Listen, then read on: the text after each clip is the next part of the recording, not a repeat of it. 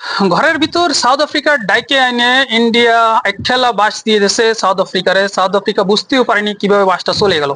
ঠিক আছে, কারণ ইন্ডিয়ার পলিটিক্সের সাথে জীবনও সাউথ আফ্রিকা বুঝতে পারবে না। হ্যালো ভিউয়ার্স, আসসালামু আলাইকুম। স্টার্টে আপনার সাউথ আফ্রিকা উইথ ইন্ডিয়ার 4-5 T20 ম্যাচ দেখেই ফেলাইছেন। ঠিক আছে, ইন্ডিয়ার টোটাল টার্গেট দিছিল 231 রান, আর সেই জায়গায় সাউথ আফ্রিকা ফাইট করতে করতে 201 রান করেছে, মাত্র 30 রানে হারেছে। ঠিক আছে, মার্কামের টিম, যে জায়গায় বাবু মা নাই।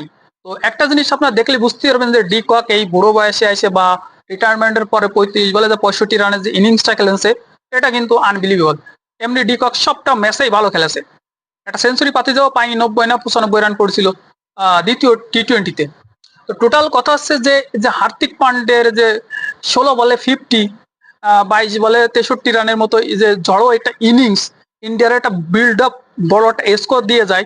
আর তিলক বার্মা 42 বলে 45 বল খেলে খেলে রান করে দিয়ে যায় 69 বা 74। ঠিক আছে, তো একটা ইন্ডিয়ার একটা প্লাস পয়েন্ট থাকে, একজন ধরে খেলে আর একজন মারবে। ঠিক আছে, এই যে ওপেনে চেঞ্জ করেছে, সুম্মান গিলরে বাদ দিয়েছে, দিয়ে সামজু স্যামসন রে নিয়েছে, 22 বলে 37 রানে একটা ক্যামিও খেলেছে। অভিষেক শর্মা তার সাথে মনে করেন যে 21 বলে 35 রান 33 রানে একটা ক্যামিও খেলেছে।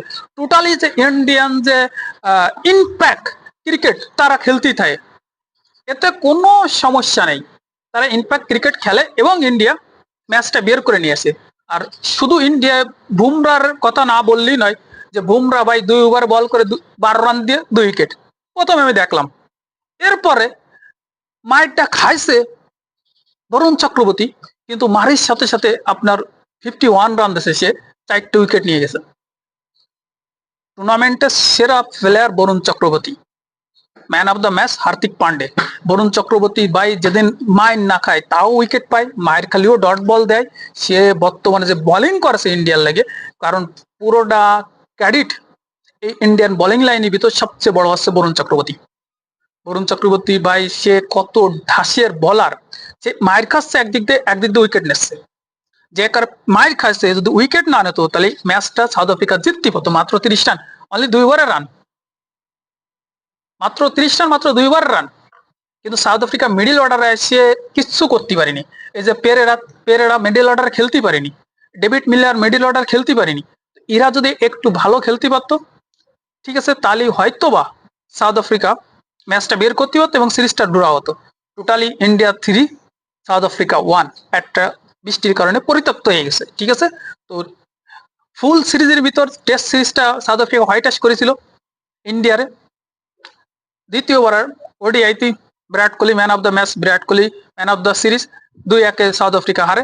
আর T20-তে এসে 3-1 হারলো হোম গ্রাউন্ডে ইন্ডিয়ার। তো ইন্ডিয়াতে এতে বহুত খুশি। ঠিক আছে, সামনে T20 ওয়ার্ল্ড কাপ, তো তাদের যে প্র্যাকটিস সবকিছু হয়ে যাচ্ছে, এত বড় টিমের সাথে এত 200-250 রানের একটা টার্গেট দিচ্ছে, তারা তো কনফিডেন্স পাচ্ছে। আর আমাদের ছেলেপেলেরা কি করে দেখা যাক।